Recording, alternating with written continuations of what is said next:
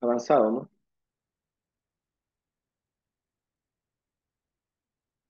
Eh, bueno, me presento igual, para los que ya me conocen, soy el médico cirujano, el Jonathan Gustavo Chachajao Almerco, egresado de la Universidad Nacional del Centro del Perú. Soy médico auditor y, bueno, ya egresado también de la maestría, ¿no? En gerencia en la Universidad Nacional de San Marcos, en Mayor de San Marcos. Bueno, el día de hoy esperemos desarrollar bien este tema. Hay mucho que aportar, sin embargo, siempre recalcando que a veces el tiempo no es suficiente en ciertas ocasiones, pero tratemos de todos poner nuestra máxima concentración y todos aportar y desarrollar bien la clase, ¿no? Bueno, empecemos. Eh,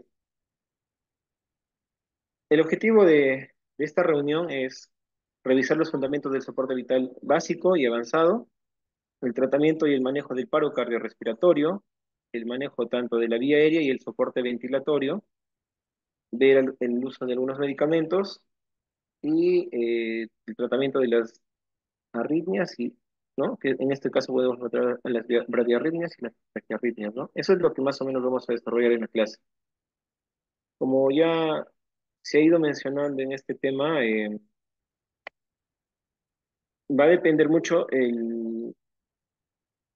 ¿no? el escalón. Generalmente nosotros nos basamos en el AJA, ¿no? Que es la Sociedad Americana de Cardiología, que va sacando constantemente sus actualizaciones y donde ellos agarran y establecen por eslabones, ¿no? Son 5 eslabones, los cuales van desarrollándose, y hay un soporte vital tanto extrahospitalario y también un soporte vital intrahospitalario, ¿no? Tienen ciertas cosas en común y con mínimas diferencias. Vamos viendo entonces que nos hacían hincapié en lo que es el número de compresiones, ¿no? Sabíamos que, en, como ya han podido ver y notar, en pacientes adultos, la frecuencia era de realizar 30 compresiones y 2 ventilaciones. Así haya un reanimador o así sean 2 reanimadores, ¿no? Cosa muy diferente, que eso ustedes ya lo han podido notar, en el RCP en niños, es si hay un paciente, si hay un reanimador, se hace 30 compresiones y 2 ventilaciones, y si hay 2 reanimadores, se hace 15 compresiones y 2 ventilaciones, ¿no? Tanto el primer reanimador como el segundo reanimador. En eso radicaba la diferencia. Ahora, estas compresiones deben ser fuertes, deben ser rápidas, y ¿dónde se da? A nivel del centro del pecho, ¿no? O sea, sobre todo en la región precordial. Las manos, ¿cómo van? Entrecruzadas o entrelazadas, como se puede apreciar en la imagen superior izquierda, donde va la cuña de la mano o el talón de la mano, ¿no? ¿A qué profundidad decíamos? Debería ser una profundidad de entre 4 a 5 centímetros, ¿no? 5 centímetros en los adultos, porque cuando nosotros hacemos la compresión vamos a notar un cierto grado de rechazo fisiológico que te brinda el cuerpo, ¿no? Porque nosotros no podemos presionar más de 5 centímetros, ¿no? O sea, si tenemos, llega a los 7, a los 8, tenemos riesgo de qué? De hacer romper costilla, poder generar un neumotórax de tensión, y podemos llevarnos a complicaciones, ¿no? Que indeseables, ¿no? En vez de ayudar, estaríamos complicando al paciente. Entonces, hay que tener mucha práctica, hay muchos maniquís y luego en los pacientes, ¿no? Ahora, debemos notar el famoso controlar lo que es la vía aérea, donde nosotros queremos hacer una maniobra de hiperextensión. Debemos extender el cuellito, incluso se indica, ¿no? Con ambos dedos pulgares, estirar, ¿no? Una maniobra de hiperextensión, y revisar la parte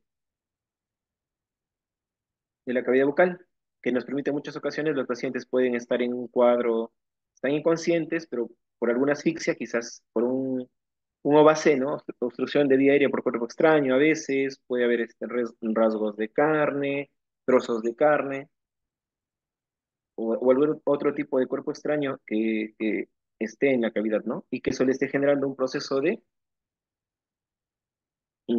hipoxia, y eso le lleva a un estado de inconsciencia, ¿no? Que generalmente es por la falta de oxígeno, y, ¿no? no va a poder respirar el paciente y empieza y se desploma, ¿no? Se desvanece. Y seguidamente vamos a controlar lo que es la frecuencia, lo que es ver la respiración, ¿no? Que nosotros vamos, si el paciente no está respirando, pues, y vemos que tras haber realizado la maniobra de hiperextensión, de revisar lo que es la cavidad bucal, vemos que no hay coágulos, no hay presencia de cuerpo extraño, entonces nosotros tendríamos que hacer la reanimación, la respiración boca a boca, ¿no? Que en pandemia se contraindicó, ¿no? Por el riesgo de contagio y transmisión, ¿no? Entonces, en este RCP vemos que se ha invertido, ¿no? El orden es el famoso CAB, ¿cierto? CAB, C de compresión, A de vía aérea y la V, bueno, va de ventilación, ¿no? Entonces, esos son los tres pilares importantes para nosotros tener el RCP de manera tan fácil. Asimismo, nosotros debemos recordar que a qué paciente se le hace el RCP. El paciente es un paciente que debe estar en un estado de inconsciencia, un paciente con pulso débil, con frecuencia respiratoria disminuida, ¿no? Son los criterios que uno va a tener que realizar el famoso RCP. No, uno no va a realizar un RCP a un paciente que esté consciente, que esté lúcido, que esté caminando, ¿no? El paciente debe estar inconsciente, pulso débil y frecuencia respiratoria baja, ¿no? ¿Cómo debe ser nuestro RCP? Debe ser un RCP de alta calidad, ¿no? Con compresiones, a 30 compresiones, dos ventilaciones, eh, pueden, pueden realizarse en 2 minutos hasta 5 ciclos de 30 compresiones y dos ventilaciones. Lo óptimo es que hayan varias personas que realizan el RCP de alta calidad y que estén entrenadas, ¿no? Que estén entrenadas porque vamos a ayudar a una buena reanimación, ¿no? Si el paciente, si digamos, o sea, va un personal capacitado, porque este se va a llegar a fatigar al estar en este ejercicio de reanimación, un reanimador se fatiga, pero si tienes dos o tres es muy bueno, ya que el que se beneficia es el paciente, ¿no? Para eso nosotros debemos capacitar a nuestros colegas o como jefes de área, pues, o ustedes que van recibiendo capacitaciones, tratar de compartir, ¿no? Este tipo de conocimientos. Ahora, también nosotros debemos saber que el uso del desfibrilador auricular, desfibrilador, como bien sabemos, este dispositivo, esta máquina, como ya lo hemos mencionado anteriormente, puede ser monofásica, puede ser bifásica, ¿no? Y de eso va a depender si uno es 200 joules y el otro es 360 joules. Vamos viendo de que incluso esta máquina ya, al colocar los electrodos, te va a tomar un EKG y te va a indicar, ¿no? Si es que tú puedes hacer eh, el RCP y nosotros, o sea, hacer la maniobra de desfibrilación, continuar, ¿no? Y toda la secuencia del RCP. Y ahí veíamos que solo se aplicaban a pacientes diagnosticados con fibrilación ventricular y taquicardia ventricular sin pulso, ¿no? Que estos son ritmos desfibrilables, ¿no? Pero también hay ritmos no desfibrilables. Entonces, ¿a quién sí se realiza el famoso, el uso del desfibrilador? Es la famosa fibrilación ventricular y la taquicardia ventricular sin pulso. Después de eso, nosotros tendremos que ver, ¿no? Si optamos por utilizar un acceso vascular, colocar una vía, y también asimismo administración de medicamentos, sobre todo antiarrítmicos, ¿no? Porque ya después de un proceso eh, el paciente, sometido a este estrés, el paciente puede adquirir una arritmia y pues el objetivo es en un inicio revertir esta arritmia con medicamentos y si no fuera así, utilizar el desfibrilador, ¿no? Y luego utilizar lo que es el manejo adecuado de la vía aérea avanzada. En muchos casos vamos a ver que puede haber ante un accidente de tránsito una fractura de macizo facial, puede haber estallamiento de mandíbula, lesión, ¿no? Entonces se va a tener que realizar procesos de cricotirotomía o si no pudiese ser esto, pueden hacer traqueostomía, que por cierto lo realiza el anestesiólogo, ¿no? Y lo realiza en sala o el intensivista, médico intensivista, ¿no? Sin embargo, esto ya es a nivel hospitalario, ¿no? Eso no lo vas a realizar en la calle, en una traqueostomía.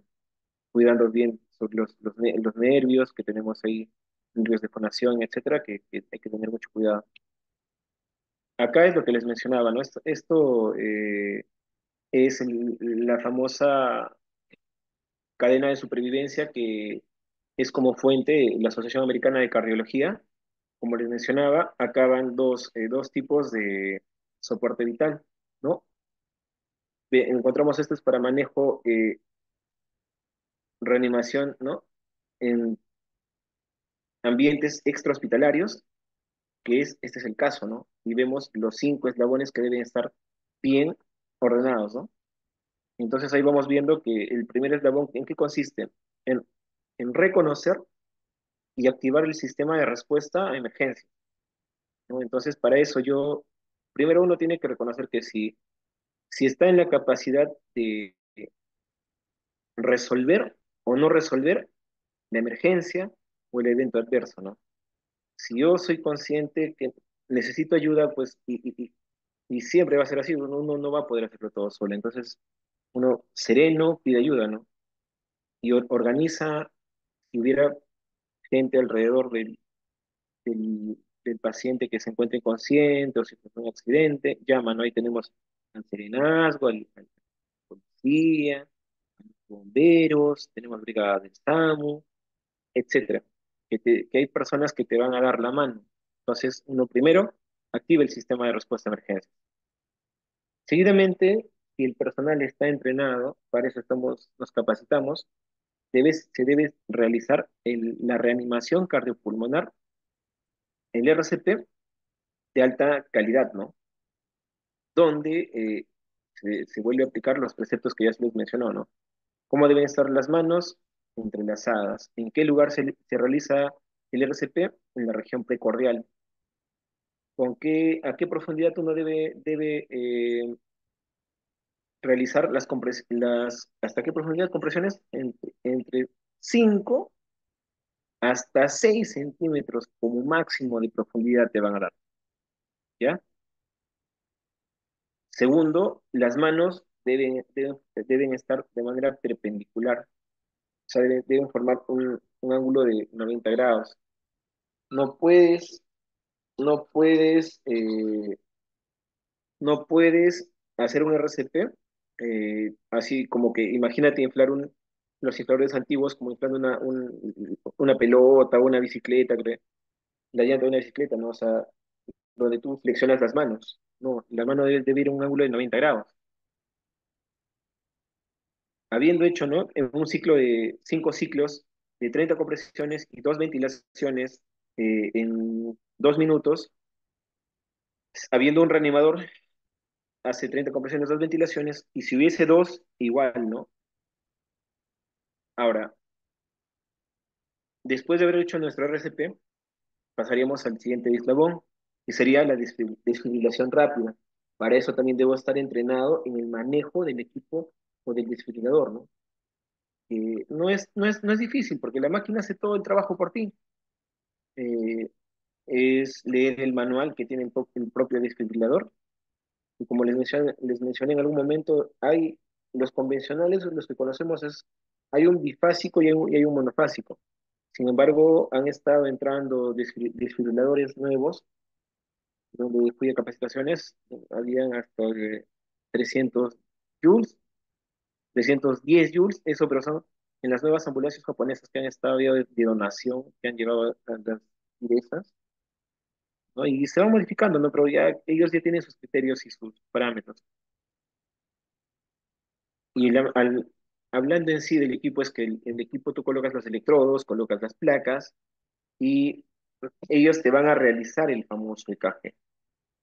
Incluso te van a dar el manual y te va a indicar si el paciente amerita desfibrilación o no amerita desfibrilación. Es por eso que tenemos que encontrar qué ritmos son desfibrilables y cuáles no son.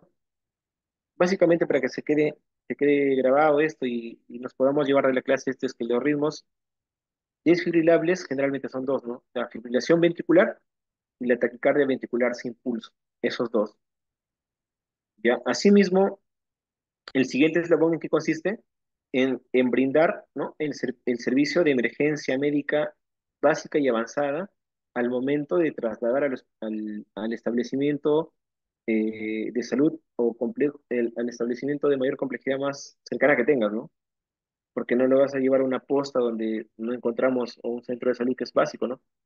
Si no hubiese y estás en un lugar lejano, bueno, pues tendrías que, no queda de otra, pero si estás en la ciudad, podrías, después de haber realizado todo este evento, llevar a un hospital, ¿no? Que tiene mayor capacidad resolutiva frente a los demás. Asimismo, ya estando en el ambiente hospitalario, hay que brindar el soporte vital ya avanzado y cuidados básicos post-paro cardíaco, ¿no? Donde ya al paciente, dependiendo de la naturaleza de este evento o suceso, ¿no? Ahí brindaremos, no, si es una patología cardíaca, pues tendré que brindar antiplaquetarios, anticoagulantes, dependiendo de cuál sea la causa, ¿no? Tendré que ver la causa en sí, y es por eso que el paciente ya es internado para recibir un mejor tratamiento. Esto es este manejo es de la cadena de supervivencia, esto ya es intrahospitalario, ¿no? Lo que les mencioné acá es un manejo extrahospitalario, y este es un soporte vital intrahospitalario, donde acá la diferencia es que acá ya no vas a verla, ¿no? Es casi, casi parecida, a diferencia que ya no ves la ambulancia, donde no, ¿a dónde le vas a trasladar? Si ya estás en el hospital, o sea, no habría sentido. Entonces solamente agarras y te vas a nivel el objetivo es hacer una buena vigilancia y prevención, ¿no? Para evitar llegar a este tipo de sucesos, ¿no? Por eso es que se hace, hay un protocolo, una cartera de servicios donde se brinda al paciente, ¿no? Las atenciones de manera preventiva, ¿no? Pacientes que son ya con comorbilidades, pacientes diabéticos, pacientes obesos, hipertensos, que son susceptibles, propensos, quizás desencadenar, digamos, en patologías de accidentes cerebrovasculares, de pacientes postoperados, de fracturas de huesos largos, a realizar trombos, émbolos, pacientes con diabetes, que hay pacientes que quizás con comorbilidades que quizás brindándole una buena prevención, nosotros podemos evitar que puedan llegar a complicaciones grandes. Con una buena vigilancia y prevención podríamos evitar, pero de no ser así, ¿qué nos queda a nivel intrahospitalario? Hacer una buena, detectar rápidamente, ¿no? Porque es un paciente que te llega inconsciente al hospital, es mucho más, digamos, más fácil de poder manejar, ¿no? Porque activas el siguiente sistema el eslabón, tú reconoces que el paciente se encuentra inconsciente, que se encuentra con una frecuencia cardíaca débil, pulso débil, encuentras con una frecuencia respiratoria también disminuida, entonces activas el sistema de respuesta, pero en muchas instituciones ya está protocolizado, ¿no? Que a veces si es un hospital 3 ya está con el médico intensivista, está ahí el equipo completo, ¿no? Entonces va a dar un soporte mucho mejor. Asimismo, y si es un hospital 2-1-2-2 igual, ¿no? Tienen un sistema, ¿no? Donde tienes que avisar al médico, digamos, si tuvieras intensivista, ideal, ¿no? Y si no estuviera intensivista, pues llamar al médico internista, que quizás, ¿no? A veces en hospitales de menor categoría no encontramos a todo el equipo completo. Entonces hay que tratar pero siempre pedir ayuda, ¿no? Un médico general tiene que pasar, tiene que avisar a los médicos más experimentados para poder dar una mano en este tipo de complicaciones, ¿no? Ahora sí mismo ya se realiza también el mismo RCP de alta calidad y inmediata, ¿no? En este caso, el personal de salud sí eh, por lo general está entrenado, está capacitado en brindar RCP, ¿no? Porque eso es un pan de cada día, ¿no? Sobre todo en los hospitales grandes, es constante, ¿no? Que mucha gente llegue, por diversas patologías, llegan a paros cardiorrespiratorios y llegan a fallecer. Y todos deben estar entrenados en brindar lo mismo, ¿no? Un RCP de alta calidad. Y es común que quizás en un ambiente hospitalario, por lo general, debe contar con su desfibrilador. Casi todos lo van a tener, ¿no? Incluso las ambulancias de los hospitales están equipadas para eso. pero también así hay falencias, ¿no? A veces puedes tener todo, pero el equipo no está entrenado y es el problema. Entonces, siempre también vas a hacer debe haber un proceso de mejora continua, ¿no? De la calidad y establecer simulacros para poder, digamos, tener un buen, una buena atención de calidad al paciente y gana al paciente, ¿no? Después de la fibrilación, después de el RCP de alta calidad, pasas al proceso de la desfibrilación y el paciente pues pasará, se hospitalizará estará en observación y luego pasa a hospitalización para un soporte más adecuado. Eh, Como nosotros íbamos mencionando, en este proceso del el RCP, ¿no? Vemos que cuál era el criterio o cuáles son los criterios para que el paciente, digamos, pueda entrar en un RCP. Es que uno, el paciente no responde porque el paciente se encuentra inconsciente, el paciente no respire o no respire normalmente, ¿no? Se encuentra con una respiración jadeante, con una respiración boqueante, ¿no? En ese caso, yo podré y tendría que sospechar que el paciente está entrando en un paro cardiorrespiratorio, ¿no? Y tendré que hacer mi famoso RCP. Asimismo, yo tengo que activar, ¿no? El sistema de respuesta a emergencias, ¿no? Y ahí tendré que, dependiendo si estoy en un ambiente intrahospitalario o extrahospitalario, ¿no? Si es intrahospitalario, pues hay alarmas, hay sistemas de protocolos de emergencia. Se activa y rápidamente el equipo llega, ¿no?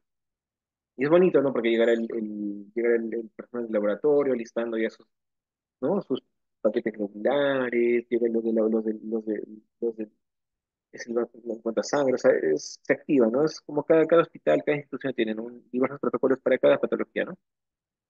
Y se preparan. Asimismo, si vemos que después de activar este proceso, nosotros iniciamos las compresiones, ¿no? Las compresiones del RCP, una compresión rápida, fuerte, de alta calidad, y si comprobamos que el paciente se encuentra, comprobamos el ritmo, ¿no? Y si encuentro que el ritmo, o sea, es amerita digamos, un ritmo desfibrilable, le hago la desfibrilación y luego, dependiendo de cómo va, puedo repetir hasta dos veces, hasta cada 2 minutos, ¿no? Hasta que el paciente pueda salir. La importancia de de contar con un desfibrilador, ¿no? Por ejemplo, este tipo de casos lo vemos en la vida cotidiana, lo vemos en el área del deporte, lo vemos en diversos eh, espacios de la vida, ¿no? Recuerdo que hubo un deportista, recuerdo de fútbol, que falleció en Cusco, me parece un partido de Cristal, Sporting Cristal con Cusco, con Suárez, me parece, hace cuánto, 4 años, 3 años. Un paciente en pleno campo de fútbol se desplomó, cayó inconsciente, eh, todo el mundo quedó en pánico, lo llevaron a la ambulancia no contaba con el desfibrilador, el paciente fue trasladado y ya pues al llegar al hospital ya había fallecido, ¿no? Falleció. Y no es la primera vez, no es el primer caso en el fútbol peruano, a nivel mundial, y asimismo en diversos tipos de actividades. Nosotros ahí podemos notar de la importancia, ¿no? De contar, uno, saber realizar el RCP y asimismo saber manejar y contar con un desfibrilador. En ese momento, la ambulancia que estaba en el estadio no contaba con un desfibrilador. Asimismo, también debemos notar que hay patologías cardíacas que deberían, ¿no? Deberían, digamos, pasar, en realidad todo trabajador, ¿no? Porque hasta creo que el deporte a nivel profesional ya viene a ser un trabajo para ellos. Entonces, generalmente esto te pasa cuando el paciente tiene miocardiopatías hipertróficas, donde te dan este tipo de eventos, te conducen, ¿no? A partos, a muertes súbitas, ¿no? Por exceso el esfuerzo físico extenuante, ¿no? Como le pasó en deportistas de alto rendimiento, pero que no hayan pasado pruebas funcionales o no sé, o no hayan sido detectados a tiempo, ¿no? Acá viene y radica la importancia, que eso lo podemos ver en cualquier momento, en cualquier instancia. Lo vemos en el deporte, lo vemos en las minas, en la ciudad, en diferentes momentos. Las recomendaciones. Dentro de las recomendaciones, nosotros podemos ver que uno, uno debe estar preparado para realizar el RCP o tener nociones de cómo es el manejo, porque tú puedes manejar pacientes que sean adultos, no sabes qué paciente te va a tocar. Puede ser un adulto, un adolescente, puede ser un niño, puede ser un lactante. Ahora, pero es importante que tengamos ciertos criterios, ¿no? Como es el caso de la seguridad del lugar donde yo realizaré el RCP. Debo reconocer si estoy o no frente a un paro cardíaco y también debo saber activar el sistema de respuesta a emergencias. Cuando yo digo conocer la seguridad del lugar, debemos ver el entorno, que éste sea seguro tanto para los reanimadores como para la víctima. Ejemplo, un accidente automovilístico. Yo debo de estar en plena vía pública, los carros transitando, digamos, yo no, por lo mínimo tengo que poner conos de seguridad, si se puede cintas, ¿no? Rodear la zona, para eso me debe ayudar ya, o sea, para eso es que tú activas el sistema de alarma, ¿no? Llega la policía, llega, no sé, el serenazgo. Y de no ser así, tienes que ver la mejor forma donde tú también no te expongas, ¿no? Por querer ayudar también tú te puedes ir a complicar y hasta dar desenlaces no deseados. Otro ejemplo es en la mina, ¿no? Que muchos de ustedes que son paramédicos y también personal de salud, eh, cuando uno va a la mina, va a encontrar que constantemente hay derrumbes por diversos factores, humanos, no sé, fallas ajenas al humano también. Sin embargo, vemos que ellos, el proceso de cuando van excavando, extrayendo los minerales, tienen que perforar, ¿no? Y a veces se debilitan las rocas y caen. Entonces, en eso, ellos hacen un proceso llamado de atado y desatado, ¿no? Arriba aseguran las estructuras del techo, de la superficie donde van excavando. Sin embargo, no es que, digamos, estar dentro de la mina haya luz, haya bastante luz como estamos en periferia, ¿no? Es oscuro, los obreros entran pues con sus protectores, con sus lámparas, y no, a veces no se dan cuenta en ciertas ocasiones, ¿no? Pero para eso ellos ya reciben inducción, reciben charlas. Sin embargo, a veces no hay un buen reporte, y no hay un buen desate, y en ocasiones pasa que están caminando, están dentro de la mina, están desplazándose, y cae una roca y les aplasta. En ocasiones les aplastan ciertos miembros, o a veces todo el cuerpo cae en planchas grandes de roca. Entonces, en ese caso, si uno va a brindar el RCP, encuentra un paciente que se encuentra inconsciente, desplomado, pues tú no vas a ir a ver, no, uy, este pito está desplomado pero, ay, le voy a ayudar, le voy a recibir la clase, ya voy a poner en práctica mi RCP o mi soporte vital. Y tú no te das cuenta, todo intrépido, estás queriendo levantar la roca, mover para que el paciente salga, y no ves que del techo se desprende otra roca y ya son dos accidentados.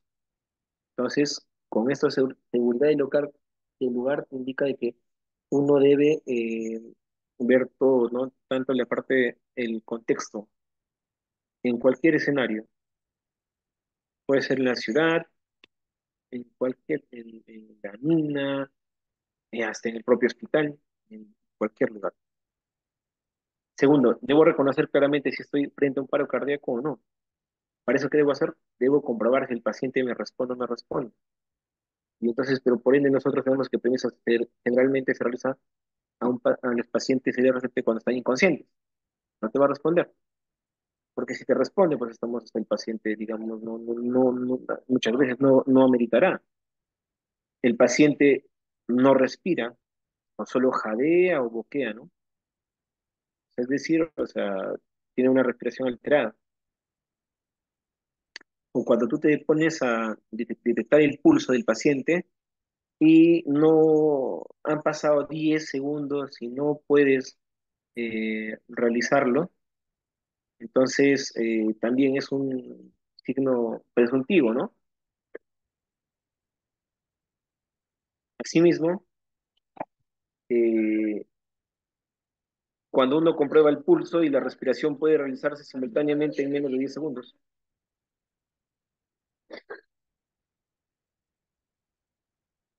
Ya, ahora otro. Pasamos al sistema de activación eh, del sistema de respuesta en emergencias, ¿no? Entonces, cuando nos toca hacer el RCP en pacientes adultos y adolescentes, si usted si está solo y sin teléfono móvil, deje la víctima para activar el sistema de respuesta a emergencias y así puedas obtener y te pueda llegar a tiempo el desfibrilador antes de comenzar el RCP, ¿no? Y si no es así, si no estás solo, si cuentas con personal, manda a alguien en su lugar y comience el RCP de inmediato. Y luego usaré el desfibrilador cuando esté disponible y cuando lo tenga, ¿no? Entonces acá bien claro, ¿no? Que es lo óptimo, lo ideal es que si yo tengo a la mano un desfibrilador ante un paro cardíaco, como ya les mencioné, la máquina va a hacer el trabajo por ti, ¿no? Y la máquina hace el EKG, te indica, ¿no? Ritmo desfibrilable, no desfibrilable, y si es que el ritmo es desfibrilable, como es el caso de la fibrilación ventricular o la taquicardia ventricular sin pulso, te va a decir, ¿no? Inicie el proceso de RCP en tantos, puede iniciarlo ya, ¡plá! Y te indica. Tú cargarás las paletas y harás todo el proceso. Eso ya lo han visto en la clase de RCP. Y, pero si es que tú no tienes el desfibrilador a la mano, entonces inicias normalmente tu RCP, tus compresiones, hasta que llegue tu desfibrilador y todo se revierta, ¿no? Ahora, pero ¿cómo podemos hacer, digamos, si estamos ante la presencia de niños y lactantes? Y si estamos ante la presencia de niños y lactantes, nosotros, digamos, debemos ver que si el colapso ha sido presenciado por alguna persona, eh, debe seguir los mismos pasos para el adulto, ¿no? Y si el colapso no ha sido presenciado, realiza el RCP durante 2 minutos. Debes dejar a la víctima para activar el sistema de respuesta a emergencias y obtener el desfibrilador, ¿no?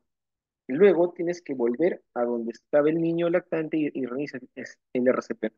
O sea, básicamente, ¿por qué? Porque hay un juego de palabras acá y un poco como que quiere confundir ciertas cosas. Es que a veces en los niños es un poco hay múltiples y variedad de patologías que va a requerir incluso el pediatra, indica, ¿no?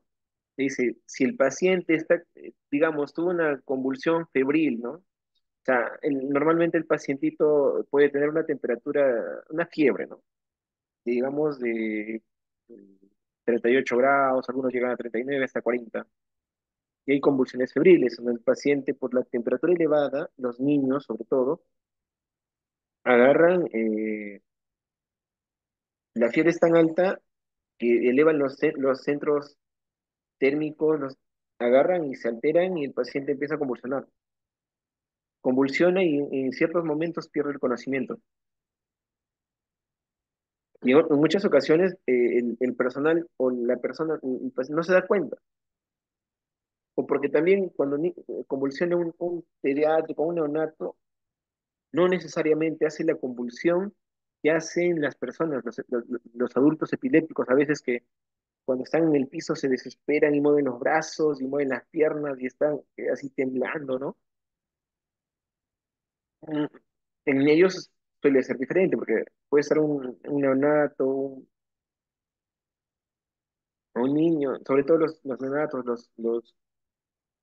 los que tienen un tiempo de vida muy corto, ¿no? Hasta los antes del mes, pueden convulsionar solamente como si estuvieran dando besitos o moviendo los ojos. Y entonces es por eso que acá te indican, ¿no? Si es que alguien lo percibe, y por eso que los pediatras que te indican, cuando tú tengas, indican a las mamás, ¿no? Si algún momento tú ves que tu niño está convulsionando, grábalo al momento y lo traes, ¿no? Cosa que el personal pudiera evidenciar de qué magnitud o cómo ha sido la convulsión y qué medicamento, qué medicación vaya a llevar. Pero suena paradójico, ¿no? Porque dices, pero ¿cómo yo voy a ver a mi hijo convulsionando y lo voy a grabar? Pierdo tiempo, o sea. Pero en muchas cosas ayuda, porque cuando el paciente después de realizar su desmayo, su crisis, y en muchos casos pierde el conocimiento y tú lo ves, ¿no? En este caso, pero si ya pierde el conocimiento y va un segundo, va un minuto, no recupera la conciencia, debo hacerle el receta y no está una persona a su lado, no viene el espectador, a eso más o menos indica esto, ¿no? Entonces, muchas veces el paciente lo traen por emergencia, que el paciente está inconsciente, el paciente no respira muy bajo, una frecuencia cardíaca muy baja. Entonces, ya pues mi paciente es sugestivo de que debo realizar un RCP. Pero milagrosamente, en el trayecto desde su casa al establecimiento hospitalario, el paciente recupera la conciencia y no se recuerda de nada. Y ahí es donde sirve este tipo de grabar, cuando estamos hablando de convulsiones febriles, ¿no? Pero ese es un ejemplo de las múltiples causas por las cuales los niños y lactantes puedan entrar en un estado de inconsciencia, ¿no? Y puedan ameritar casos de RCP por diversos motivos, por diversas causas. Pero en nuestro caso es más enfocado en pacientes adultos y adolescentes, más me quiero que quede claro. Ahora, si nosotros vamos al componente de la relación que hay entre compresiones y ventilaciones, debemos notar, como ya lo he mencionado anteriormente, ¿no? Si yo tengo, así sea uno o dos reanimadores, la frecuencia va a ser la misma. 30 compresiones y dos ventilaciones, indistintamente, de haya uno o dos reanimadores. Ahora, si estamos, como les mencioné anteriormente, si estamos en casos de niños o lactantes, ¿no? Si hay un reanimador, pues haré 30 compresiones y dos ventilaciones, pero si de haber dos o más reanimadores, va a variar. Si hay dos o más, haré 15 compresiones y dos ventilaciones. Esto solo pasa en niños y lactantes, más no en adultos. Que claro ese concepto. La relación de compresión y ventilación con dispositivo avanzado para la vía aérea, ¿no? Entonces, las compresiones deben ser continuas, ¿no? Con una frecuencia de hasta 100 a 120 compresiones por minuto. Se debe proporcionar una ventilación cada 6 segundos, ¿no? O sea, podríamos decir que se realiza 10 ventilaciones por minuto, ya que es en 10 segundos.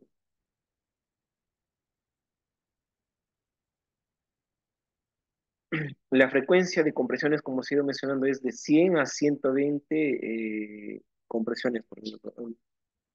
La- Acá, como se ha ido mencionando, a nivel de la profundidad a la cual nosotros debemos realizar las compresiones es Si son adultos y adolescentes, como mínimo, o sea, como límite, 5 centímetros de profundidad, o lo que es equivalente a decir 2 pulgadas. Eso es para adultos, ¿no? O sea, porque, doctor, ¿hasta qué profundidad yo debo realizar mi compresión? Hasta 5 centímetros. ¿Pero qué? O sea, tú vas a decir, digamos, ¿cómo yo sé? ¿Acaso cuando yo estoy haciendo mi RCP yo voy a llevar mi centímetro, voy a llevar mi regla, o sea, para decir, son 5 centímetros y ya, hasta acá nomás, ya más no puedo. O sea, eso lo vas a tener que, digamos, aprender en la práctica, ¿no? Porque, o sea, justo cuando tú avanzas hasta los 5 centímetros vas a sentir un desnivel, una depresión, y es ahí donde fisiológicamente te devuelve el pulso, ¿no? Eso lo vas a ir con la práctica, ¿no? Ahora, en niños y en lactantes, al menos en niños, uno como máximo, pues hasta también 5 centímetros, pero va a variar, ¿no? Al menos un tercio del diámetro del tórax anteroposterior, AP, ¿no? Y va a variar, ¿no? Porque nosotros cuando utilizamos, cuando es pacientes adultos, utilizamos las palmas de las manos. Sin embargo, cuando nosotros utilizamos, cuando son niños, vamos a utilizar los dedos, ¿no? Las yemas de los dedos, de ambos dedos. En lactantes igual, ¿no? Al menos se va a utilizar como un límite máximo, un tope de 4 centímetros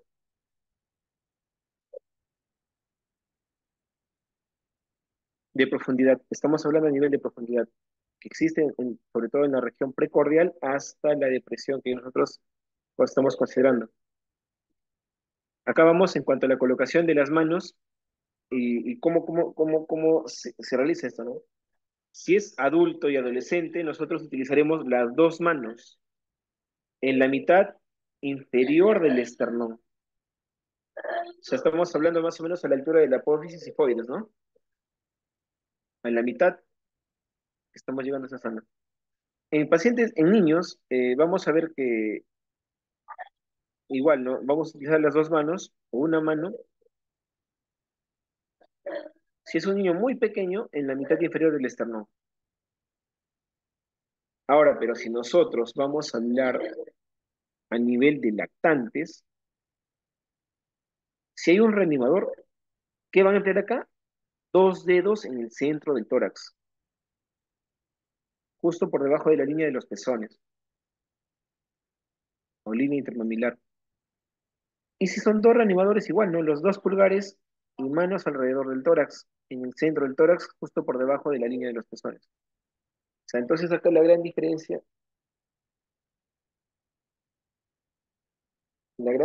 es,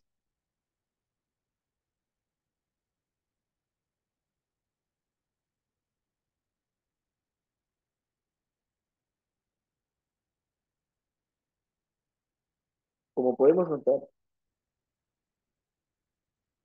como podemos notar acá, entonces la gran diferencia es,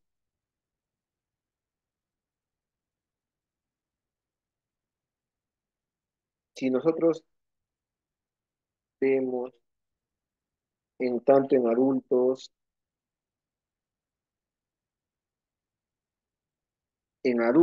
y en niños hemos empleado las manos. La gran diferencia es que en pacientes en lactantes vamos a notar que en ellos solamente vamos a emplear los dedos, la yema de los dedos. ¿Por qué? Porque si nosotros, la estructura anatómica de las costillas son más delicadas, son más débiles en los pacientes neonatos, en los pacientes lactantes. Hay más riesgo de rotura, es por eso que tú el RCP no lo vas a emplear con el talón o la cuña de las manos, no, sino vas a utilizar los dedos para así evitar lo que son fracturas de costillas, ¿no? Pasamos a lo que es a la descompresión torácica. Y esta, ¿con qué objetivo? Para permitir la descompresión torácica completa después de cada compresión, ¿no? No se apoye en el pecho después de cada compresión, o sea, después de realizar una compresión no es que te vas a quedar ahí, o sea, aplastando al paciente, te tienes que retirar.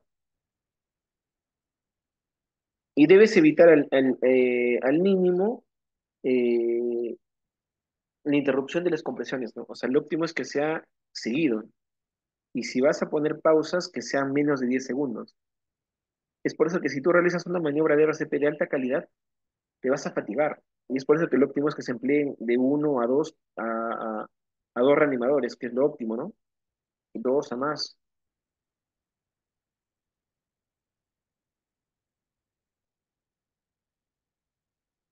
Acá podemos apreciar eh, cómo acá hay un equipo de trabajo, ¿no? Que es lo óptimo que estamos viendo esto, vemos que ahí el médico el paciente está en plena desfibrilación, ¿no? Donde vemos un asistente está tomando nota de, del evento, está tomando la frecuencia, la cantidad, va viendo ahí, el otro paciente está con el ambú. Si se dan cuenta, el personal que está en la cabeza, por detrás de la cabeza del paciente, está con un dispositivo que es la famosa bolsa válvula mascarilla, o también llamado ambú, que es la marca, ¿no? Entonces, para ver si es que el paciente en algún momento va a requerir de ventilación. Y vemos al paciente, a la persona que está realizando la desfibrilación con las paletas, ¿no? En el pecho, haciendo uso del desfibrilador.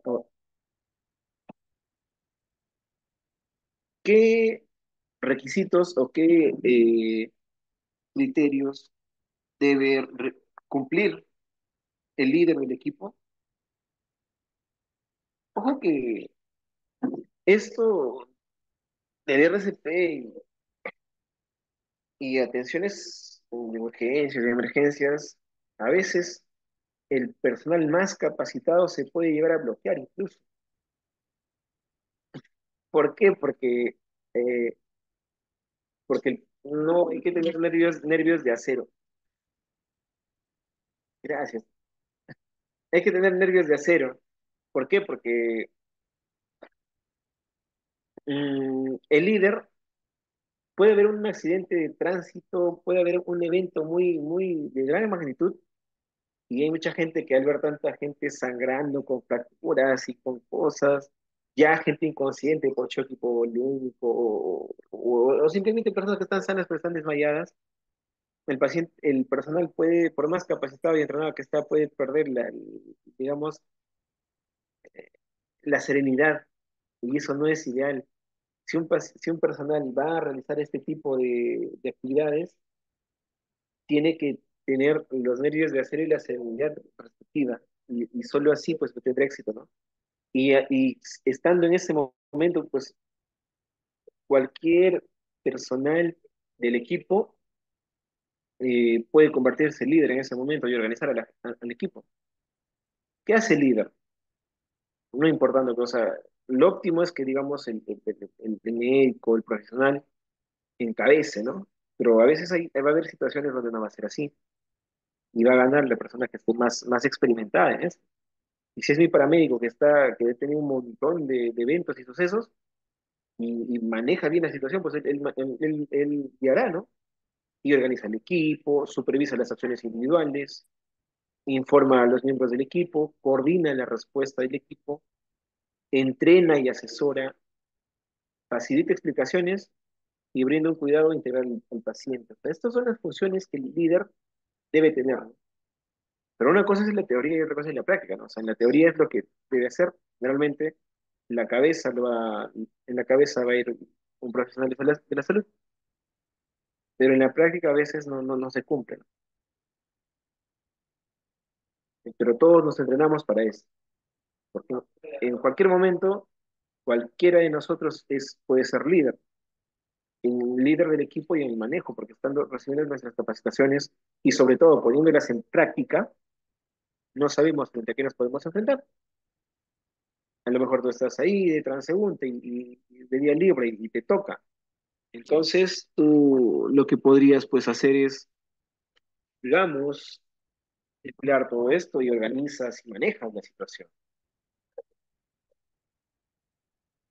Entonces, ¿qué elementos debe contener el equipo, debe haber un circuito cerrado de comunicación, el equipo con mensajes claros, brindar responsabilidades y funciones claras, debe conocer las limitaciones propias, compartir el conocimiento, ¿no? Intervenir de manera constructiva, ¿no? Si digamos, yo recuerdo en algún momento como experiencia cuando era estudiante de medicina, cuando estaba en tercer año de la carrera, aún no hacía, digamos, llevaba el curso de primeros auxilios, que en mi universidad lo llevaba todavía en el quinto año. Entonces, recuerdo que fui una noche a un hospital y el asistente vio un paciente que ingresó con blanco, una paciente de 70 años, 80 años, llegó pálido, pálido, pálido. Ingresa, le tomamos los datos, hacemos la anamnesis, la historia clínica, ubicamos todo, se realizan los exámenes de laboratorio y el paciente tiene una hemoglobina de 4. El paciente había estado haciendo deposiciones negruzcas, estaba haciendo una hemorragia digestiva alta. Y como yo estaba de alumnito, pues viendo los pacientes, ¿no? Revisando. No, ahora pasa ni media hora y el paciente lo vemos en trauma shock, lo vemos en ese ambiente y todo el mundo corría a apoyar. Y eran como seis médicos, tres residentes de medicina y internos y también alumnitos, como yo en ese momento. Y todos realizaban RCP, todos, porque el paciente estaba entrando a paro cardíaco. Y recuerdo bien claro que yo no, al momento de realizar el RCP, como yo les menciono, las manos deben estar entrecruzadas y en un ángulo de 90 grados. Tú no puedes hacer el RCP haciendo como que si estuvieras como inflando una... Hay infladores antiguos donde tiene como si fuera un timoncito y insuflas, insuflas, insuflas, conectas la agujita. Ahora pues hay incluso infladores automáticos, ahora, en cambio antes habían esas maquinitas que tú ponías como si fuera un timoncito, aplastabas. Y yo pensaba, y no se hace así, pues no es como que tú flexionas y flexionas. Estaba haciendo eso y me cayó un manazo del asistente más antiguo, ¿no? En la mano, pero no. ¿Qué haces? Ya, págame. Porque no había recibido previa capacitación. Y mi asistente de mi universidad, pues me llama, cosas de, no se hace así, está indirecto, que tal, tal, tal, tal. Y como yo era pues recién segundo año de medicina, o sea, pasaba tercero, o sea, no tenía noción. Pero era el ámbito y la, digamos, la inquietud por querer aprender, ¿no? Pero bueno, entonces de ahí aprendes. Y es por eso que uno parte de las limitaciones, ¿no? Yo sé que hasta qué punto llego y hasta qué punto no puedo dar. Pero si es que sé hasta dónde hago y conozco las fortalezas y debilidades de cada paciente, entonces distribuyo y asigno tareas. Cada uno pues va avanzando en función a su trabajo. Entonces debo tener que manejar, ¿no? Adecuadamente. Vemos ahí el paciente, cómo va la ubicación, el manejo, la vía aérea irá por encima de la cabecita, la persona que va a manipular el bambú, que va a suministrar oxígeno al 100%, o si va a dar la bolsa de válvula mascarilla, el personal que va a realizar las compresiones se va a poner al costado, eh, si quiere decir, al costado derecho del paciente, y para nosotros en la pantalla izquierda, ¿no? El observador, el que registra, va al costado del paciente del personal que realiza las compresiones.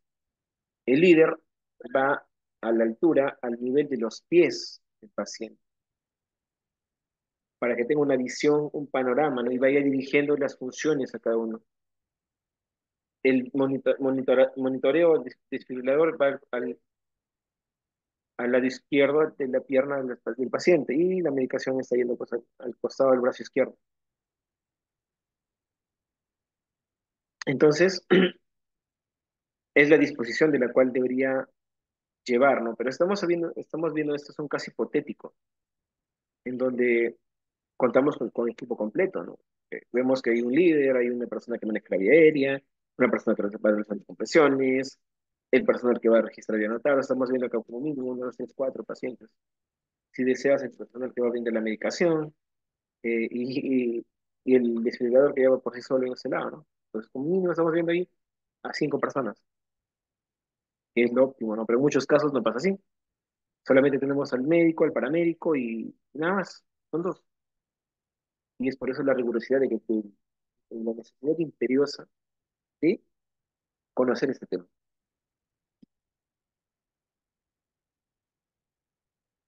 Vemos el manejo ya de la vía aérea.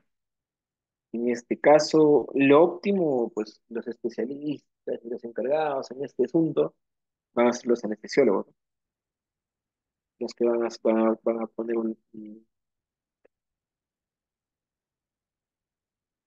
te pueden hacer una traqueostomía, una cricotirotomía, pueden colocar un tubar al paciente, ¿no? Y vemos acá en este caso se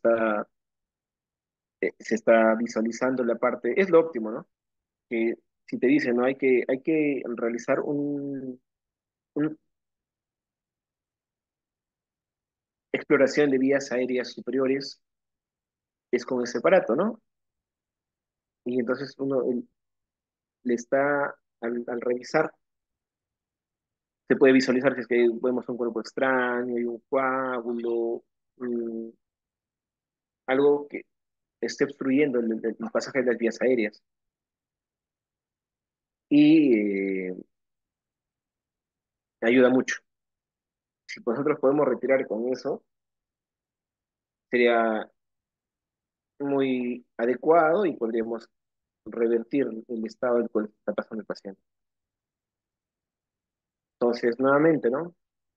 Cuando estamos frente a un paro cardiorrespiratorio, pues estamos cuando el paciente, cuando no tiene frecuencia respiratoria, o cuando el paciente presenta una respiración jadeante o una respiración boqueante, ¿no? Asimismo,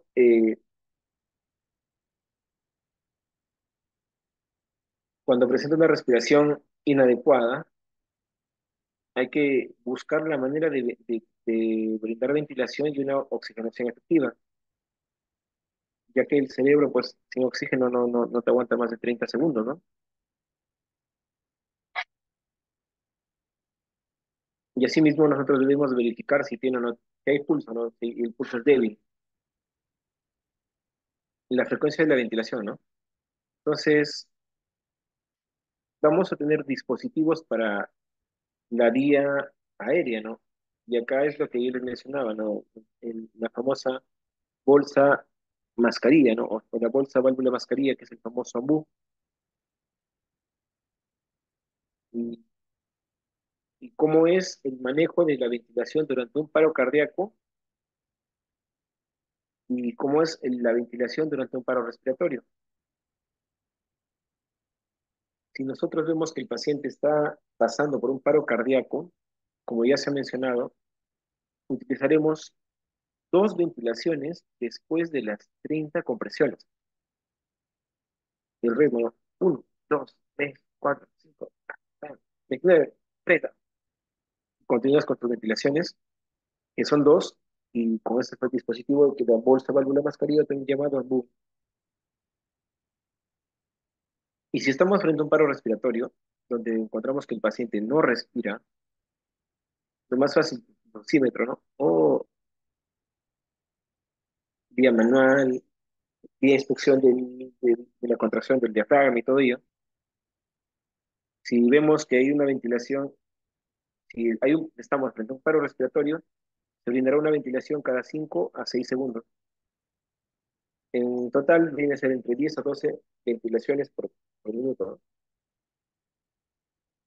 Y si no tienes una bolsa a válvula mascarilla o el AMBU, puedes utilizar cualquier dispositivo avanzado de vía aérea donde si estás frente a un paro cardíaco, te vas a brindar una ventilación cada 6 a 8 segundos, ¿no? Pues, en total estaríamos llegando a un promedio de 10, de 8 a 10 ventilaciones por minuto.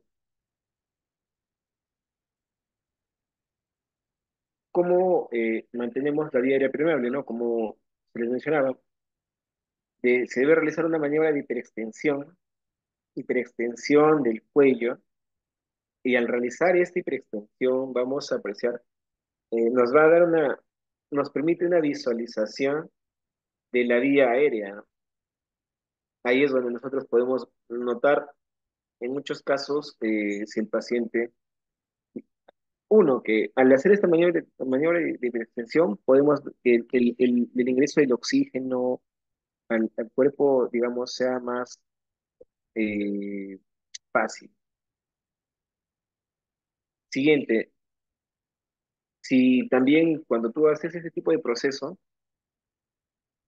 haces la apertura de la boca, también te puedes dar cuenta, porque cuando tú empleas acá las dos manos, ves en la imagen inferior izquierda para la pantalla que estamos viendo, podemos notar que se hace la maniobra de extensión y vemos que con los dos deditos se está bajando el maxilar inferior, ¿no? Y te va a permitir poder apreciar si es que puedas encontrar algún tipo de objeto o cuerpo extraño ahí.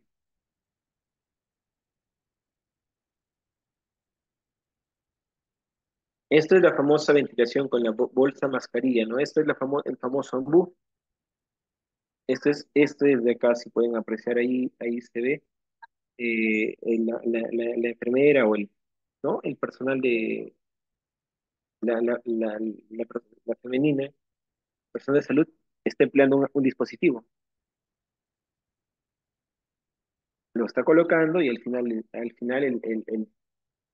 el otro personal que está al costado le empieza con las insuflaciones, ¿no? Y ahí pone con sus compresiones, ¿no? Son 30 ventilaciones, 30 compresiones y 2 ventilaciones. Las ventilaciones le está utilizando con el famoso ambú o bolsa mascarilla que está ahí. Bolsa, válvula, mascarilla. Vemos también, o sea, otra forma de quizás eh, llegar a la vía aérea y supervisar que el pasaje del aire, el pasaje adecuado, utilizamos para eso cánulas, ¿no? Cánulas orofaringeas. Orofaringea, ¿por qué? Porque ingresa por la cavidad, ¿no? Es la boquita y luego va a conectarla, ¿no? Y vemos de diversas medidas, calibres y tamaños. Eso nos va a ayudar a examinar si hay o no un cuerpo extraño, o a permeabilizar la vía aérea, ¿no? También vamos a poder notar que existen cánulas nasofaringeas, ¿no? A diferencia de la cánula orofaringea que se está ingresando por la boca, ingresa por la boca y va a ingresar hasta la faringe para permitir el acceso del aire por A o B ha estado obstruido, o una limitación en el nivel del pasaje, empleamos esta cánula, pero también existen cánulas nasofaringeas, ¿no? Ponte que hay un traumatismo mandibular con pérdida de dientes, etcétera, pero si tú pudieses utilizar la cánula nasofaringea también te ayudaría, ¿no? Y tiene sus medidas. También existen dispositivos de vía aérea avanzada, ¿no? Como mascarillas laringeas, que van a disminuir el riesgo de aspiración. Es muy importante, porque el riesgo de aspiración nos va a conllevar a generar neumonías aspirativas, las cuales son muy complejas de manejar, e incluso vamos a tener que utilizar medicamentos antianaerobios y antibióticos de gran espectro ampliado para poder combatir esta neumonía, donde se hace más compleja, ¿no? El ingreso al pulmón es difícil de retirar. Es un dispositivo avanzado de la vía aérea. En realidad es fácil, ¿no? Porque esto, si vemos acá, tiene un globo de seguridad donde le vamos a insertar líquido cuando ya... El objetivo es evitar el pasaje de alimentos a la vía aérea, al esófago. Entonces, nuestro objetivo es conectar la región del pasaje del aire, coanas, ¿no? el objetivo de básicamente el pasaje de la vía aérea debe estar limpio.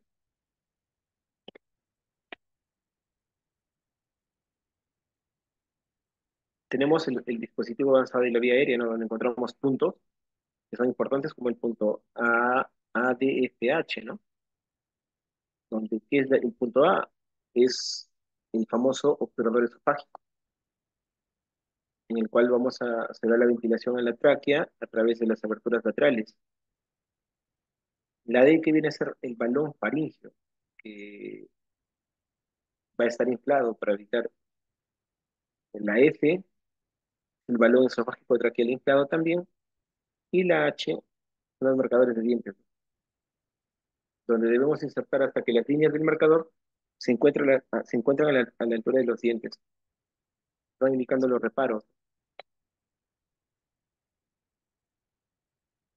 Estas son los dispositivos avanzados de vía aérea y debemos conocer la anatomía para poder saber colocar a qué distancia y a qué altura van, ¿no? Luego las hojas de Miller recta, la hoja de Macintosh, que es curva,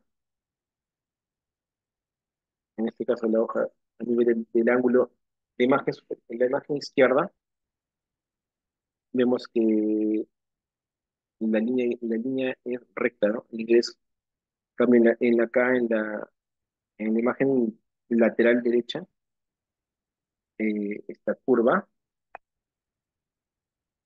y vemos que, o sea, la anatomía, ¿no? Lo importante, conocer la importancia de las cuerdas vocales, las bayéculas, la lengua, la epiglotis, etcétera, ¿no? Porque hay que tener en cuenta que también, o sea, nosotros tenemos las cuerdas vocales, el pasaje, ¿no? Evitar la lesión de ciertas. Eso está a nivel de la laringe, pero hay que tener cuidado con el nervio laríngeo recurrente inferior que nos puede dejar con disfonía. Tenemos indicaciones de la intubación endotraqueal. ¿En qué casos yo utilizaré intubación endotraqueal? Se sobreentiende, se supone que nosotros, o sea, cuando realizamos el RCP o soporte vital básico a un paciente, vamos por lo general a emplear en pacientes, pues, utilizamos el famoso ambú, la bolsa válvula mascarilla, que solamente tiene insuflas, o le puedes conectar oxígeno al 100%. Pero eh, nosotros debemos también estar preparados para el uso hacer intubaciones endotraqueales, pero eso no se va a realizar en periferia, eso se realiza en un ambiente hospitalario, y por lo general lo va a realizar un anestesiólogo. En qué consiste esto, no? ¿Cuándo lo utilizas? Utilizas una intubación endotraqueal cuando cuando hay inhabilidad de proveer ventilación adecuada con la bolsa mascarilla a pacientes inconscientes. O sea, en otras palabras, cuando tú no puedas brindar la ventilación con el ambú. ¿Cuándo haces intubación endotraqueal? Cuando el paciente no tiene reflejos de protección de vía aérea.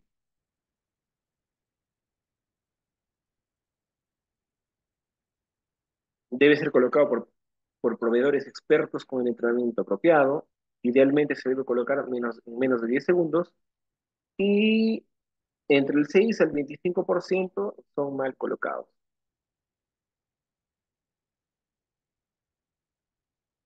También tenemos un equipo de, ¿cómo confirmas? Con la capnografía, ¿no? Donde vamos a ver intervalos de un minuto tras realizar el RCP. Tiene una sensibilidad y especificidad el uso de la capnografía del 100%. Y vemos si es que está bien empleada, bien colocada, la restauración de la circulación es espontánea. Pero si es que no vemos que hay una restauración de la circulación, o sea, vemos que persiste el estado, y vemos que quizás está mal colocado.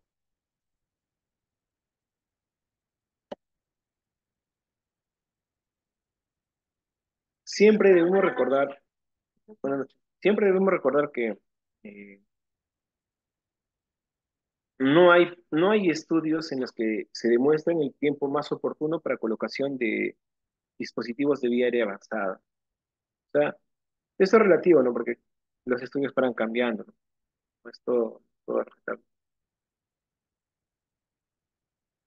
Atrasar la intubación endotraqueal con liberación pasiva de oxígeno e interrupciones mínimas de las compresiones se asocian a la mejoría en la sobrevida y estado neurológico del paciente,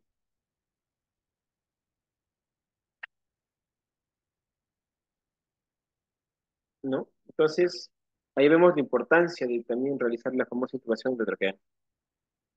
Ahora, acá también debemos notar que existen ritmos, como les mencionaba, ¿no? Ahí vemos un famoso desfibrilador, vemos las paletas. Y debemos tener en cuenta que hay ritmos que se van a desfibrilar y hay ritmos que no. Por eso que acá te habla de ritmos de paro. O sea, doctor, a una fibrilación auricular, ¿yo le debo hacer una desfibrilación? Quizás sí, ¿no? En condiciones complejas o cosas, situaciones no manejables, pero no es lo ideal. Doctor, en una taquicardia sinusal, ¿puedo utilizar un desfibrilador? No, no es lo indicado, ¿no?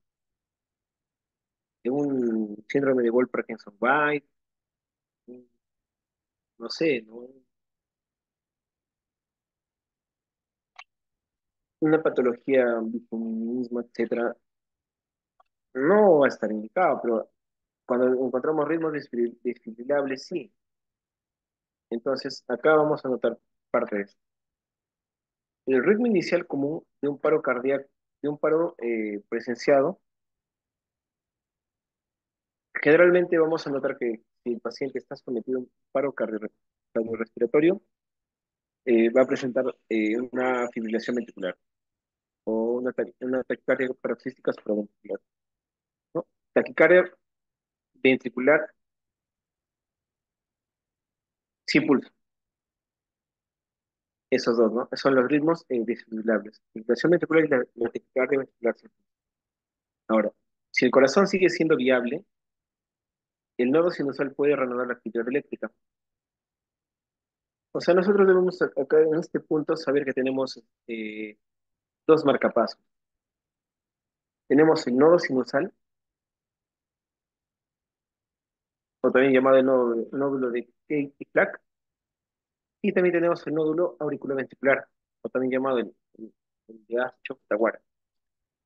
Entonces, el nódulo sinusal o de Katy-Flack inician el circuito eléctrico y emiten, digamos, activan la actividad eléctrica y luego los impulsos por los mm, haces internodales, que son Thor, el Bachmann, Queen, que son tres, cuatro, que pasa del nodo sinusal al nódulo auriculoventricular, manda un ritmo, ¿no? Y de ahí va al, al haz de His, y del haz de His vas a las fibras de Purkinje y el corazón ya entra a niveles de una actividad eléctrica adecuada. Sin embargo, en este segundo concepto nos quiere decir que, digamos, en otras palabras, como lo dicen en criollo, el comando nunca muere, ¿no? O sea, quiere decir de que si va fallando un nodo, el otro nodo va tomando la posta. Y no va a haber momento donde diga, no, porque si un nodo empieza a fallar, el otro no continúa, ¿no? No es así. Porque así como hay un nodo sinusal, o también llamado de Katy-Flat, hay un nodo auriculoventricular. Y así, ¿no? Las probabilidades de desfibrilación adecuada se disminuyen con el tiempo. O sea, mientras más tiempo pase el paciente sin su proceso de desfibrilación, eh, mientras más tiempo esté sin este evento, hay menos riesgo, digamos, menos eficacia, ¿no? O sea, mientras más tiempo dejes a tu paciente sin realizarle su desfibrilación, esta va a ser menos adecuada o de menor calidad. Una fibrilación adecuada o de mayor calidad va a ser mientras más corto sea el tiempo en que se aplique al paciente. O sea, mientras el paciente, digamos, esté inconsciente y tú tienes el desfibrilador y lo traes a los 5 minutos de pase el evento, excelente, ¿no? Pero no va a ser igual que el paciente esté desmayado, esté inconsciente, está en un paro cardiorrespiratorio y tú traigas el desfibrilador en media hora, en una hora. La calidad no va a ser la misma. Entonces, con eso debemos entender que mientras más corto sea el tiempo de desfibrilación o que la máquina puedas contar con la máquina, pues va a ser mucho mejor. Debemos entender también que la fibrilación ventricular deteriora y te lleva incluso a sistolia, ¿no? Y es debemos entender dos cosas claras. La sístole y la diástole, ¿no? La sístole es contracción y la diástole, relajación. Sístole, cierras el puño, diástole, relajas el puño. Ahora, si tú dices asistolia, estás diciendo que el corazón ya no se contraiga, ¿no? Que se quede, no hay contracción, se queda solo relajado. Entonces, ¿qué hace? La fibrilación ventricular deteriora la sistolia.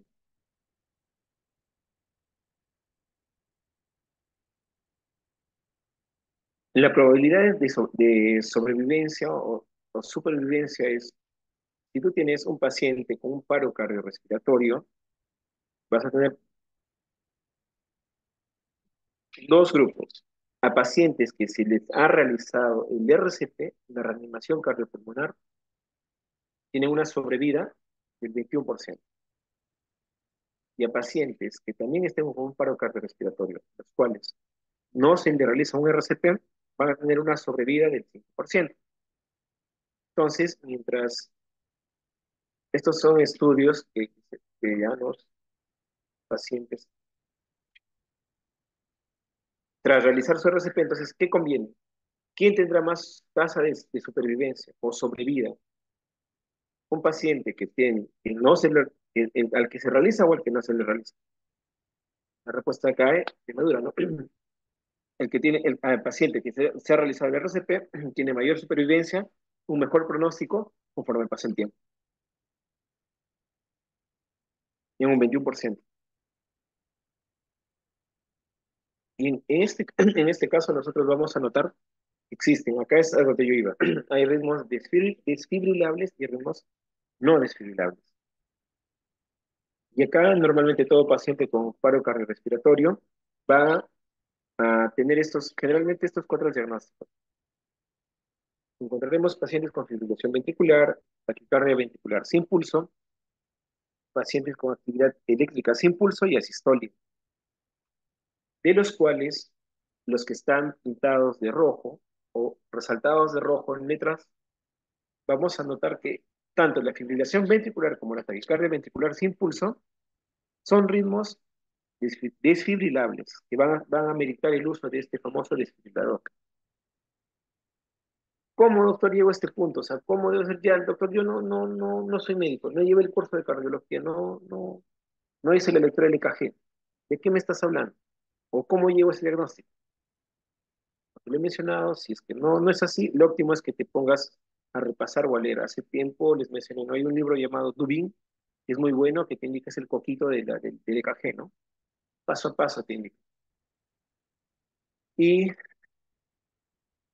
revisar, y de no es así, en todo caso, saber el manejo adecuado de tu desfibrilador. ¿Por qué? Porque la máquina te toma el EKG por sí sola, solamente tienes que saber colocar los chupones adecuadamente y la máquina va a hacer el EKG, es más, y te va a arrojar. ¿Amerita el RCP? No amerita, ¿no? ¿Amerita desfibrilación? Entonces te indica, carga las paletas y tú, con el manual, aplicas y haces tu descarga. ¿Y a quiénes vas a hacer el RCP, doctor?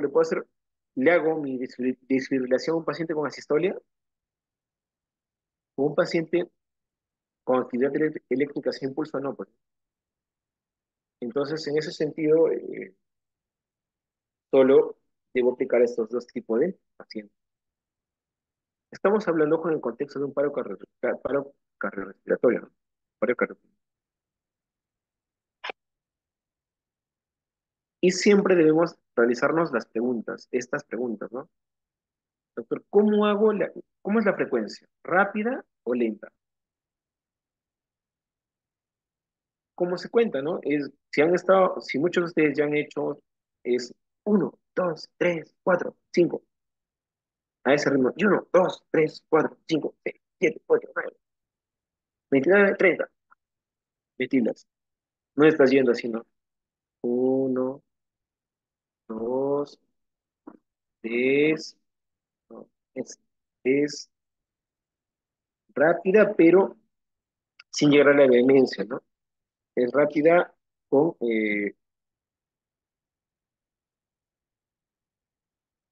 rápida y adecuada. El ritmo es regular, ¿no? No es justo por eso te dice, ¿no? ¿Cuántos segundos tienes como máximo para dejar, digamos, el tiempo digamos, entre RCP y RCP? Máximo 10 segundos, ¿no? Lo óptimo es que sea continuo y así. Entonces, ahí notamos, ¿no? Ahora, eso netamente es a nivel del EKG, donde la frecuencia es rápida, el ritmo generalmente va a ser irregular, ¿no? Los QRS, la onda QRS, el complejo está ancho o está estrecho. Por lo general, la frecuencia va a ser más rápida, el ritmo va a ser irregular, la onda QRS es estrecha y la morfología puede ser monomórfica o polimórfica. Ahí vemos el famoso EKG y encontramos los dos tipos de diagnósticos. En la imagen superior encontramos que es la famosa onda QRS, son como si fueran picos, pero estas en muchas ocasiones van a ser más cortas y vamos a ver, ¿no?, si es desfibrilable o no. El primer caso corresponde a una taquicardia ventricular sin pulso y esta amerita una desfibrilación. El caso inferior, vemos también que las ondas son irregulares, no tienen un patrón adecuado, vemos diferentes formas, ¿no? Polimórfica, vemos una onda más grande, otra más chiquita, y eso corresponde a una fibrilación ventricular. Sin embargo, en la parte superior notamos que el patrón es diferente. En el primer patrón vemos que las ondas son asimétricas, irregulares, muy difusas, ¿no? Pero son muchas en cada cuadrícula. Sin embargo, en el primer caso vemos un caso de asistolia. Vemos una onda, un complejo QRS, hay una pausa y luego sigue, ¿no? Y en la parte inferior vemos una actividad eléctrica sin pulso. Vemos las ondas QRS que se van dibujando mejor, pero vemos es casi, son lentas, ¿no? La frecuencia, el QRS es más ensanchado, es más lento, a diferencia de acá que son más cortos y más irregulares. Esto es nuevamente lo mismo, más de lo mismo que hemos estado hablando, más de lo mismo. A ver, ¿no? Donde tenemos cuándo comienza a hacer el RCP, cómo administras el oxígeno, eh, cómo consigues, o si tienes o no tienes el desfibrilador. Entonces, para eso debes tener el precepto de que qué ritmos son desfibrilables y qué ritmos no, ¿no? Ya mencionábamos que nos vamos a someter a la fibrilación ventricular y a la taquicardia ventricular sin pulso van a ser eh, ritmos que sí van a requerir una descarga eléctrica, ¿no? Y el RCP luego se debe realizar 2 minutos después, ¿no? Pero si es que este no es un ritmo desfibrilable, entonces, o sea, no tengo por qué hacer someterlo a desfibrilación. Debo tener bien este parámetro, ¿no? Básicamente conocer la actividad eléctrica del corazón. Estamos hablando tanto para fibrilación ventricular y taquicardia ventricular y para la sistolia y la actividad eléctrica sin pulso, ¿no? ¿Por qué en la imagen de la actividad eléctrica, a ver, vas en el esquema y te dicen, ¿no? ¿El ritmo es desfibrilable? Sí, no. Si es no, aquí encontramos asistolia y actividad eléctrica sin pulso. haré mi RCP y debo tener des- hago mi RCP por 2 minutos y asimismo debo tener un acceso endovenoso o intraóseo, ¿no? ¿Qué debo aplicar? Debo aplicar adrenalina, ¿no? 1 miligramo cada 3 a 5 minutos, considerando la vía aérea avanzada, ¿no? ¿Y cómo me doy cuenta que quizás, cómo digo vía aérea avanzada? Si es que yo realicé una intubación endotraqueal, ¿cómo era, yo, con qué dispositivo o con qué podía monitorizar o ver que estamos yendo bien? Es con un capnógrafo, ¿no? Que nos indica que tiene alta sensibilidad y especificidad, ¿no? Y vamos viendo, ¿no? Si este es un ritmo, nuevamente evaluamos, si es un ritmo desfibrilable, si no, continuamos con el RCP. Y si es sí, ¿no? Pasará un proceso de desfibrilación, igual arriba, ¿no? Pero en tanto la fibrilación ventricular y la taquicardia ventricular, o sea, eso sí van a requerir de descarga, ¿no? Y el RCP, ¿no? En 2 minutos también debe tener acceso endovenoso o intraóseo y todo es un proceso de feedback, ¿no? De retroalimentación. Siempre yo debo evaluar las causas, ¿no? Por las cuales se está realizando, digamos, este evento, ¿no? O sea, en medicina nos enseñan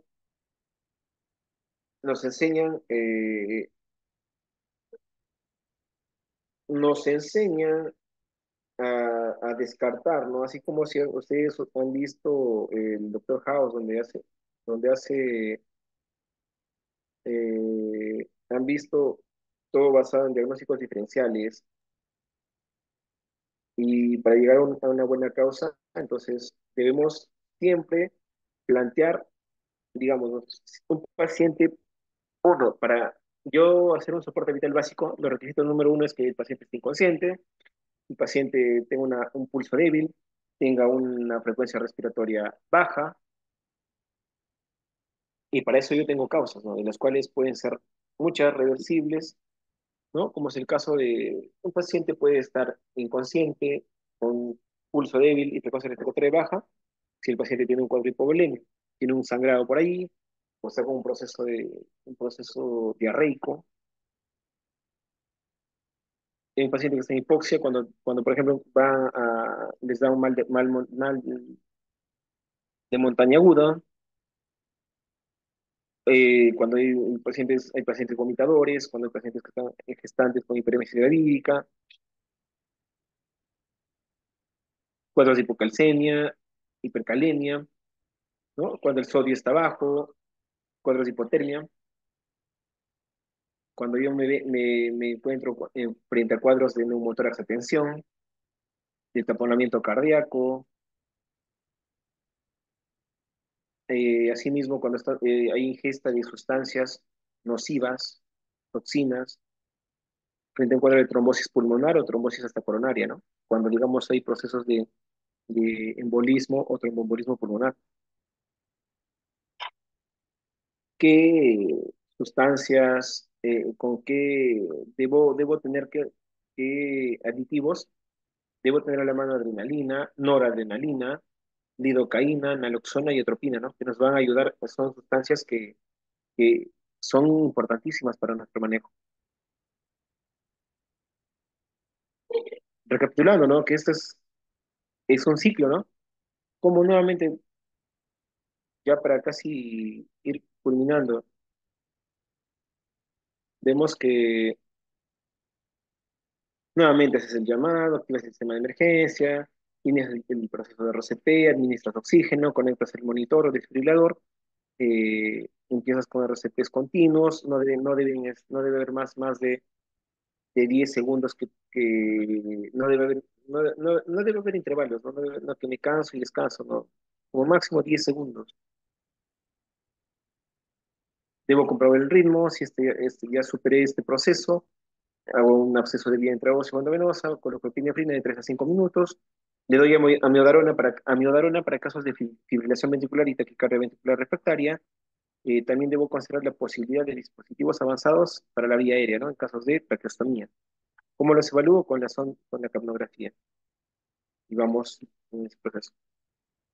¿Qué medicamentos utilizo? Amiodarona, lidocaína, sulfato de magnesio, ¿no? Amiodarona, ¿para qué casos? La amiodarona yo le voy a utilizar ese medicamento para fibrilación ventricular y taquicardia ventricular.